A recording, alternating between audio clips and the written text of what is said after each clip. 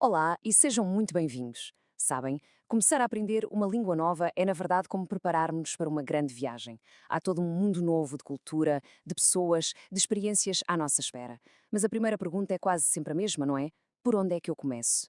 Bem, hoje o que vamos fazer é precisamente isso: traçar um mapa, um roteiro bem claro para dar os primeiros passos no português com toda a confiança. E olhem, esta citação diz tudo. Captura na perfeição aquele sentimento inicial. Por um lado, há um entusiasmo gigante, uma vontade de mergulhar de cabeça. Mas por outro, sabemos que vai haver obstáculos, momentos de frustração.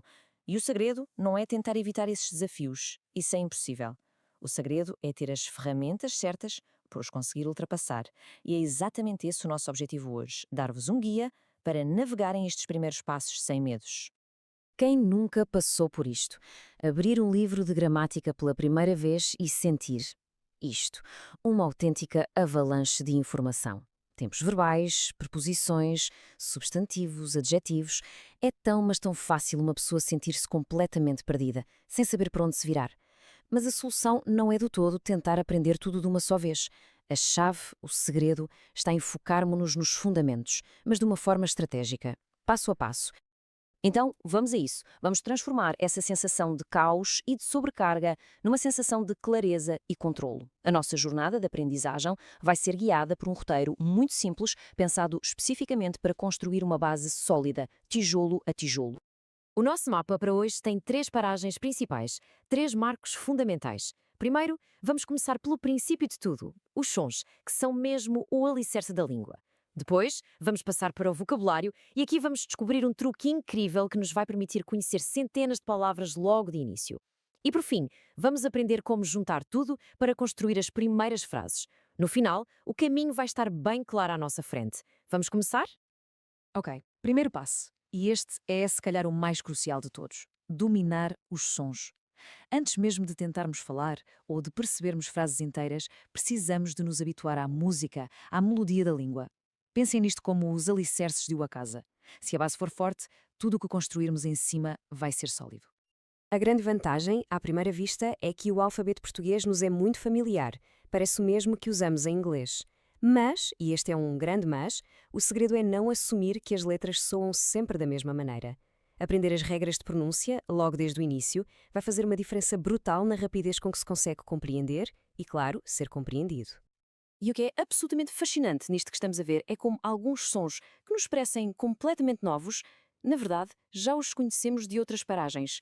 Vejam o J em jornal. É exatamente o mesmo som que existe em palavras inglesas como pleasure ou beige, ou o LH de trabalho. É um som muito próximo do il em million.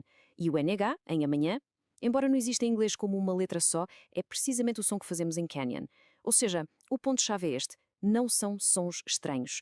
Com um bocadinho de atenção, percebemos que são sons que já sabemos fazer, só temos de os aplicar no sítio certo. E agora chegamos a um dos grandes segredos para soar mais autenticamente em português.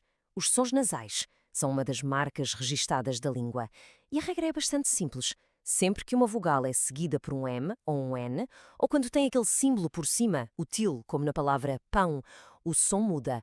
O ar passa não só pela boca, mas também pelo nariz. É a diferença subtil entre dizer pá e pão. Experimentem.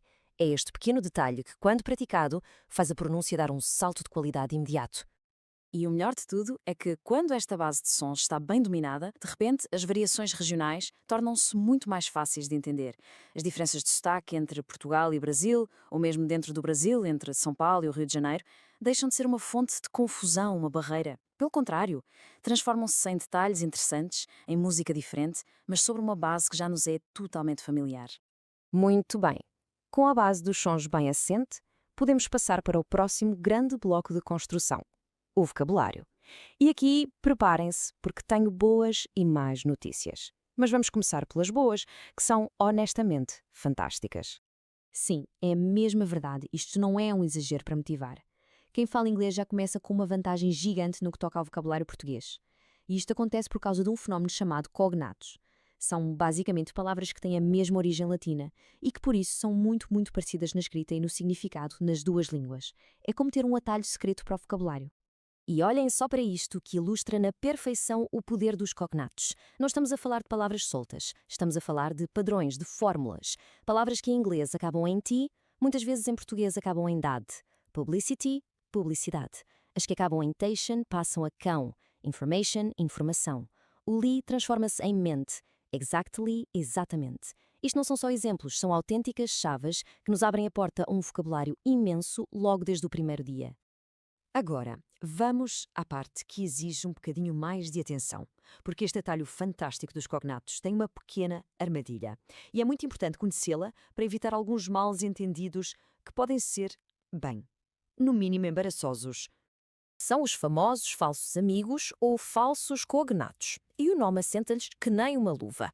São palavras traiçoeiras, que parecem nossas conhecidas, mas que na verdade significam algo completamente diferente.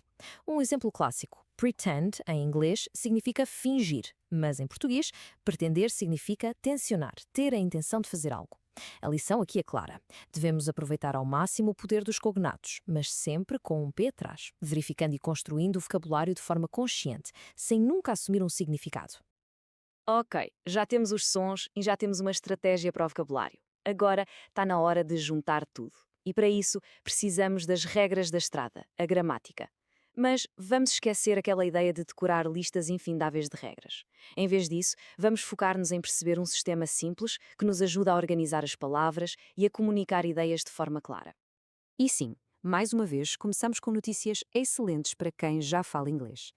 A forma mais básica e fundamental de organizar uma frase em português vai parecer super natural, super intuitiva, porque segue exatamente a mesma lógica. Ora, vejam só esta tabela. A ordem das palavras é sujeito, verbo, objeto, igualzinho ao inglês. Eu comprei uma camiseta branca, segue exatamente a mesma estrutura lógica de I bought a white t-shirt. Esta semelhança é uma base absolutamente fantástica. Significa que podemos começar a formar frases corretas muito depressa, sem ter de reaprender a lógica fundamental de como se constrói um pensamento. Agora que já estamos confortáveis com a estrutura, vamos a uma das primeiras grandes diferenças. Mas não é um bicho de sete cabeças, é na verdade uma das características mais interessantes do português. Quase todos os substantivos, sejam eles pessoas, lugares ou coisas, têm um género. Ou são masculinos, como o livro, ou são femininos, como a casa. E como é que sabemos o género de uma palavra? Bem, uma das pistas mais importantes é o artigo definido, ou seja, a palavra que usamos para the. Como podemos ver aqui, em português não há só uma palavra, há 4. Usa-se o para uma palavra masculina no singular, como o livro, e a para uma feminina no singular, como a casa. E para o plural, a mesma lógica, os livros e as casas. Assim que esta regra simples faz clique na nossa cabeça, um passo de gigante é dado para começar a construir frases que soam mesmo a português. E pronto, chegamos ao final do nosso roteiro inicial. O grande objetivo aqui não era de todo sobrecarregar com informação. Era, e sim, dar um mapa claro com 3 pontos de partida bem definidos. A partir daqui, a jornada pode mesmo começar. Então, para resumir, qual é o plano de ataque? Primeiro, dedicar tempo a ouvir e a praticar os sons da língua, com especial atenção aos sons nasais. Segundo, explorar o mundo dos cognatos para ganhar confiança e vocabulário rápido, mas sempre com uma listinha de falsos amigos à mão para não cair em armadilhas. E terceiro, escolher uma regra gramatical fundamental, como esta do gênio, e praticá-la até se tornar automática. É um processo, é sistemático e é totalmente alcançável. Lembram-se daquela sensação inicial de olhar para uma montanha de informação e de nos sentirmos perdidos? Pois bem, essa sensação pode agora dar lugar à confiança de quem tem um plano. Em vez de uma montanha para escalar sem equipamento, agora temos um mapa, uma bússola e os primeiros passos do caminho claramente definidos. E a questão final já não é: será que é possível aprender? Mas sim, o que é que esta nova capacidade vai trazer de novo? Será que é para viajar pelo Brasil ou por Portugal, para conseguir falar com amigos ou com família? Para explorar a música incrível, a literatura, o cinema? Com este roteiro na mão, a jornada já começou. O destino, esse, é uma escolha muito pessoal. You are doing great. Don't stop.